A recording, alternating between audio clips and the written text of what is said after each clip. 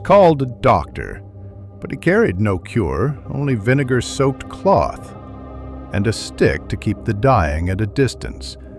They wore a beaked mask stuffed with herbs, not to protect the sick, but to protect themselves from the stench of death. This is the story of the Plague Doctor, and what was left of the man beneath the mask. The beaked mask, the long leather coat, the gloves, the cane. It looked like a costume, but it was armor. Armor for a war no one could win.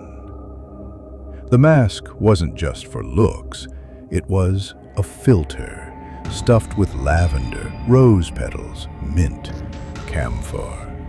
Not to block disease, but to drown out the smell of corpses rotting in the street.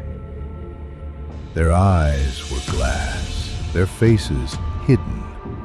They weren't meant to heal. They were there to count the dead. He walked house to house, knocked once, twice. No answer. But he never expected one, not anymore.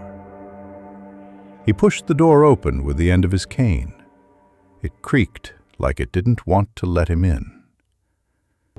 Inside, the air was thick, sweet, sour, rancid. The smell of death trying to hide behind cold stone. Candles had melted into their holders. Dishes sat untouched. Time had stopped days ago. He scanned the room.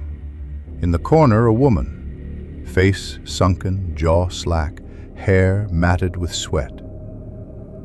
Her arms wrapped around a child like she could still protect it. She couldn't. The child was already cold. Near the hearth, an old man lay with a rosary tangled in his fingers. The beads were snapped, the prayer unfinished. He stepped over them like furniture. No reaction, no emotion. He reached into his bag and pulled out a chalk stick. On the wooden beam by the door, he scratched a symbol. 3 dead, 1 infant, no survivors. He recorded the names, or what he could guess from letters on the wall. Most homes didn't bother with last names anymore. There was no one left to confuse them with. He checked the next room, and the next. He stopped at a crib. Inside was not a baby, but a bundle of cloth soaked in something dark. It took a moment to realize the bundle had once been moving. Now it was still. He didn't scream, didn't flinch, just turned, closed his notebook, and walked out. Next house. Knocked once, twice. No answer. Again. This one was worse. Inside, the floor was sticky with something that used to be human. The ceiling had collapsed on one side, covering a woman's body in stone and soot. Her hand still reached upward, not toward the heavens, but toward a basin of water she never made it to.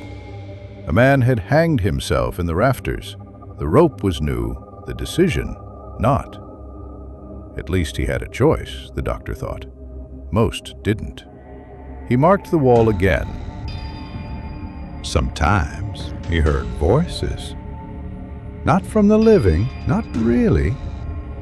But in the silence after the door closed, he could swear the walls sighed, like they were tired of holding so much death.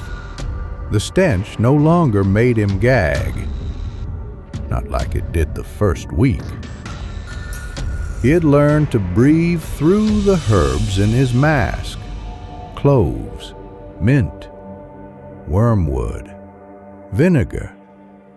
The smell faded, but not the silence. That was what got to him now. The stillness after the chaos. The kind of quiet that presses against your skull, waiting to seep inside. He moved to the next house, and the next, until his list was full, until the light had died. No one said goodbye. No one thanked him. They never did. He returned to his quarters and removed the mask. His face was pale, indented where the leather straps had held it in place all day. Sweat soaked his collar. His eyes were bloodshot and hollow. He stared into the candle, not praying, just remembering what he looked like before. They said the mask was to protect them from the plague, but no one told him what would protect him from what he saw inside. They weren't real doctors, not most of them. Some were failed surgeons, some were barbers, some were just desperate men with no better option. And the truth, plague doctors were often hated, blamed, attacked by the very people they tried to save. One was thrown into a river, another was locked in a burning house. They didn't bring hope. They brought confirmation that death had arrived.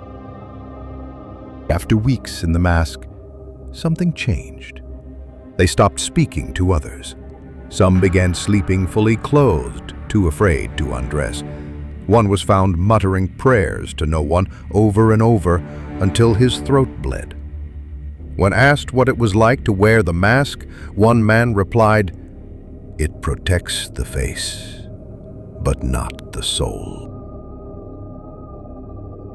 They tried treatments, lancing buboes, leeches, bloodletting, even cutting open corpses and burning the hearts.